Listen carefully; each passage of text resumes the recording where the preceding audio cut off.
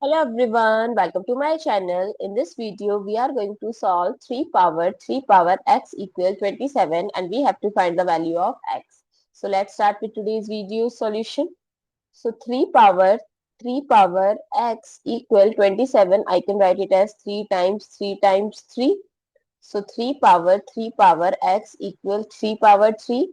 Now if we compare both sides, if the base are equal, their power are also equal. So 3 power x equal 3.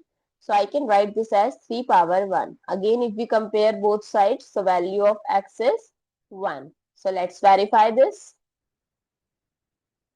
So 3 power x equal 27. So 3 power 1 equal 27. So 3 power 1 is 3 and 3 cube is 27. So 27 is equals to 27. That means LHS is equals to RHS.